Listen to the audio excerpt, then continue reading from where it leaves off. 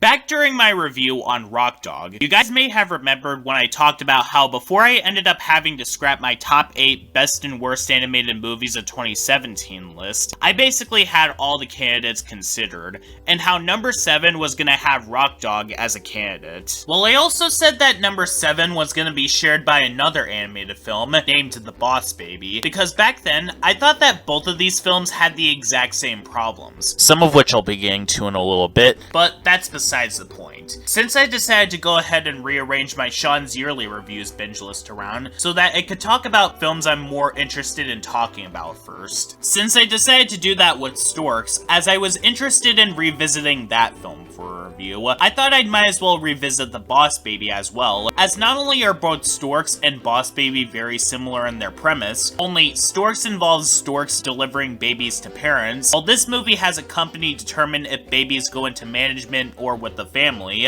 but it's also to get this film out of my system so that I could determine whether I still think that this movie is equally as bad as Rock Dog. And after thoroughly watching this movie for this review, yeah, I changed my mind. The Boss Baby is not as bad as Rock Dog, it's even worse. Like, I was expecting this review to be a comedic kind of review, like, how many minutes can this YouTuber go without mentioning the talking point of another movie? But no, not only is this movie bad, it's even worse than I remember. There are so many things wrong with this movie that I have no clue where to begin. Let's start off with the premise of this movie. So, a lot of my comparisons that I made between both this movie and Rock Dog back then all comes down to the plot of this movie, because like Rock Dog, every single element of this movie feels like it's been lifted from elsewhere. Stop me if you've heard this one before. The film revolves around a kid named Tim, who had his parents all to himself until another baby comes into the family and hogs all the attention. After a failed attempt to get rid of him, the two are forced to set aside their differences to solve a problem that is happening, where someone named Francis makes a forever puppy to put PuppyCo out of business, which results in the two growing a bond between each other. Yeah, this movie does not have anyone fooled. This movie is just both Toy Story and the Rugrats movie mixed into each other, basically playing out the exact same way. But wait, you might ask, in Toy Story, wasn't it about toys who couldn't let any human know that they're toys? Sure, anonymous person in the back, but here's the twist. Making said characters into humans does not make it any different. This is literally the exact same thing that people got onto The Secret Life of Pets for doing, which came out less than a year before this movie, might I add, but honestly, The Secret Life of Pets has a more understanding of what made Buzz and Woody characters than this movie does, and that is a sign of bad news for this movie. This might have been the time when I would have used similar talking points that I did with Rock Dog, how the premise sounds silly but had potential, bring out the teacher's pet comparisons, yada yada yada, and how DreamWorks is a studio that does usually take a stupid premise and make the most with it, but this film doesn't.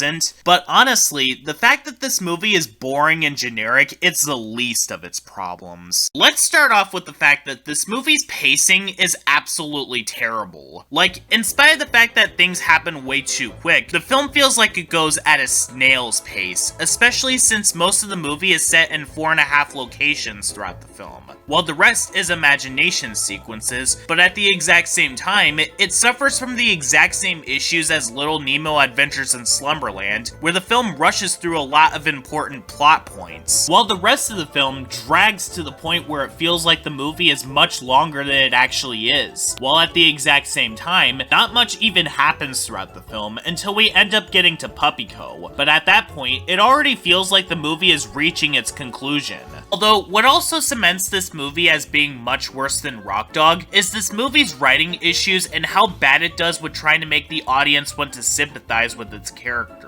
With Rock Dog, I could at least give that movie some props where even though yes, it is still very boring with bland characters, but the characters in that film were good-natured, and there wasn't anything really offensive about it, aside from the fact that it's extremely boring. With Boss Baby, on the other hand, this movie does way more than just those two things, one of which is the humor and Grossout, which I'll get to in a bit, and how the characters alike. And that's where the Toy Story elements come in. In that movie, movie, Woody also feels as if he's being replaced because of the fact that Andy plays with Buzz more than him. However, something to note about that movie is that Buzz is not aware that he's hogging up all of Woody's attention from Andy because he's more focused on the fact that he thinks he's a space ranger, and when he realizes this, he tries to make up for it. Well, DreamWorks always tries to make fun of Disney, but there's a difference between making fun of them and blatantly ripping them off. With this movie, on the other hand, the boss baby, whom I'm just gonna name Theodore from this point on, since he's given that name near the end, is very much aware that he's hogging up all of Tim's attention away from his parents, which brings me into talking about another issue with this movie, and that is the fact that Theodore makes an absolutely terrible first impression with the audience. Immediately when he gets into the Templetons' custody, he immediately starts to stress out Tim's parents by keeping them up all night by constantly crying at them, not to mention keeping Tim up as well. If Theodore was unaware of what he was doing was wrong, or it was just a regular baby, all of this would maybe be okay. But the fact that he knew what he was doing with Tim's parents makes him that much worse. Oh, and not to mention, also talking down to Tim when he figures out his secret and implying that he can't have any of the love from his parents at all, even though Tim says that they could share it. He's knowingly admitting that he's hogging up all of the attention from Tim's parents, and he wants Tim to become neglected. This alone takes away any sort of sympathy that the audience could have for him, even in spite of the fact that he does get better later on, as the movie essentially blackmails Tim with the notion that if he doesn't help Theodore, the two of them are gonna be stuck with each other for the rest of their lives. And I honestly have no idea why Tim would even want him to come back after he did all of this. Also, similarly to The Secret Life of Pets and many other animated films from the 2010 decade, this movie has an Act 2 breakup, but this one happens right out of nowhere, and it essentially boils down to the two of them insulting each other for petty and contrived things before they get back together anyway. This isn't like the MLPFIM movie or Zootopia, where it took a bit of time before the characters got back together. Like, as soon as Theodore walks away from Tim, he just sings "Blackbird Singing in the Dead of Night" as time fast forwards, before they immediately get back together and continue their mission anyway. So basically, this Act 2 breakup adds literally nothing to the film. One of the most pointless Act 2 breakups that I've ever seen.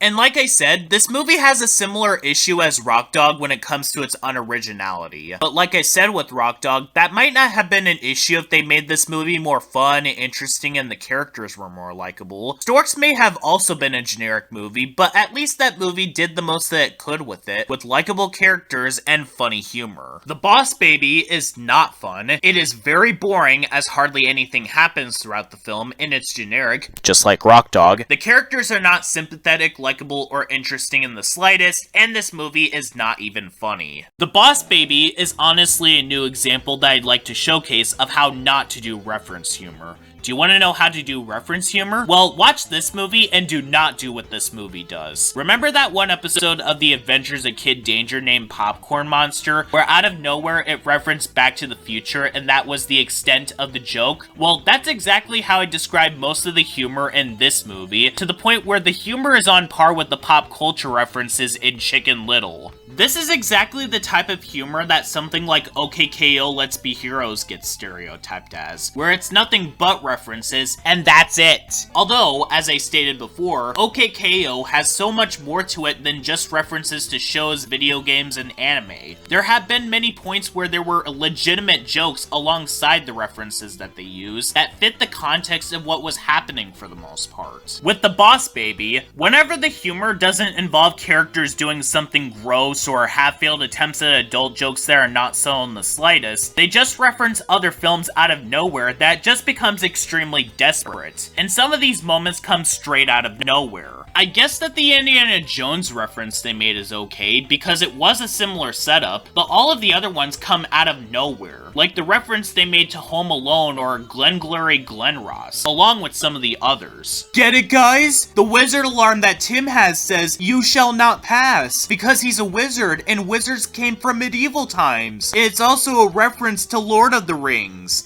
Get it? Theodore compared Eugene to Mary Poppins by saying Scary Poppins because he's dressed up as a babysitter who looks like her. The sequence where Tim and Theodore dress up as Elvis to get onto the plane with other people who were dressed up as Elvis was especially baffling in particular. Not only because of how cringe-inducing and forced it was, but the jokes that they make with it is not funny because the joke doesn't make any sense, as the Elvis-dressed character literally says that Tim and Theodore are pretending to be Elvis, and that's literally it. What is the joke that they're even trying to tell us? Is it supposed to be funny because they're speaking Elvis language, or is it funny because they know that Tim and Theodore are dressed up as Elvis? Well, here's the problem. The joke doesn't work if the film is being hypocritical while doing this, because these guys are also dressed up as Elvis. You can't hurt my feelings if I'm in on the joke. Oh yeah, silly me. If the movie is self-aware, that doesn't mean it's flawed, even that the movie comes across as hypocritical for doing this. Oh, and this movie can also get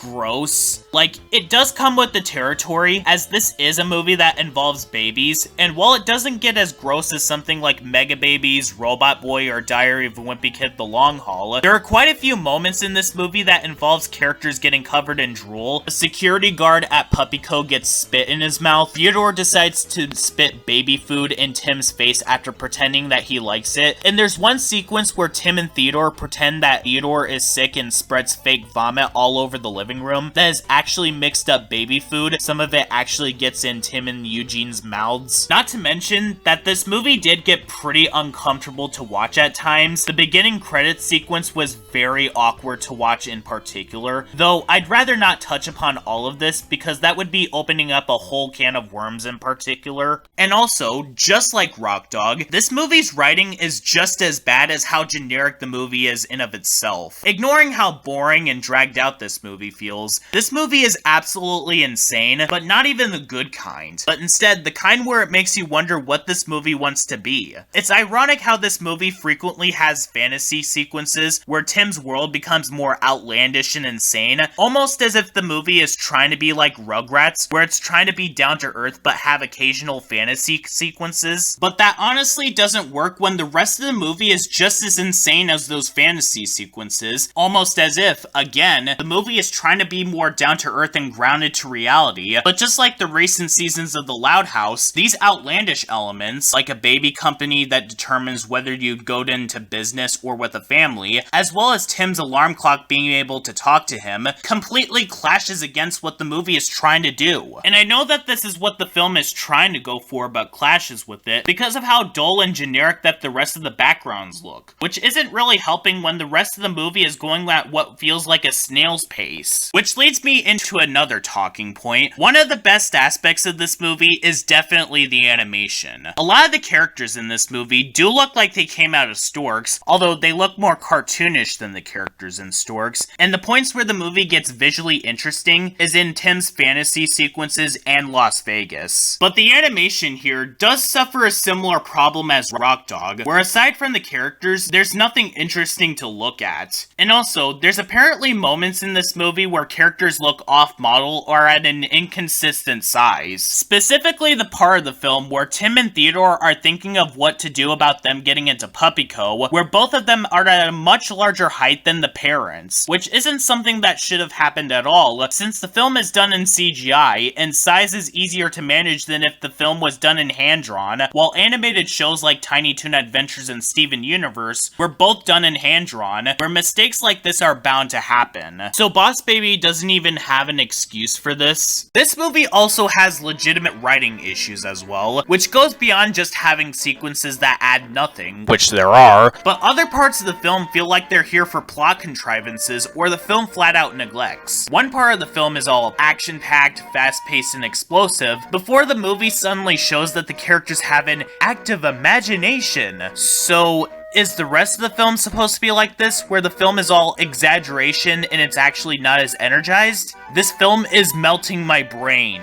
Also, gee, Tim and Theodore, if he didn't want this secret formula that keeps people young to fall into the hands of Francis, and Eugene, maybe you shouldn't have even brought the formula with you guys in the first place. And if you were bringing it with you guys, why didn't you just have Theodore drink the formula before he got to Puppyco in the first place? And if Theodore being able to talk is such a problem with everyone else in this movie, why is this movie still allowing him to talk where everyone else can see him? Like at a public airport where several people can see them arguing, or in Las Vegas in front of millions of people? Honestly, if there is a recommendation that I could make for this movie, just don't watch this film. There are plenty of better animated movies out there that are cartoony, but there is fun to be had with them, as well as films that are buddy comedies that do what this movie does, but do this way better. And when I can comfortably say that an Illumination film like The Secret Life of Pets was able to do Toy Story more justice than this movie, then you have a major problem. I was originally not thinking that this movie was gonna be this bad. I thought that it was just gonna be another case where I would have called this a boring and sleep-inducing movie, similar to what my reaction was with Rock Dog. But no, rewatching it for this review, not only is this movie bad, it's even worse than I remember. At this point, the only thing that keeps me from saying that this movie is in the top 5 as of now is that this movie does have a coherent narrative, and that it doesn't just take another movie and lazily make adjustments to make them animated or adding characters in. But as I stated before, this movie is definitely worse than Rock Dog. So I basically answered my own question from that review. And honestly, it bewilders me that this out of all movies got nominated for an Oscar. So they decided to snub the Lego Batman movie, but yet they decided to nominate this movie instead. Then again, considering the fact that Brave won over Wreck-It Ralph, and the Lego movie was snubbed back in 2015, all of this doesn't really surprise me.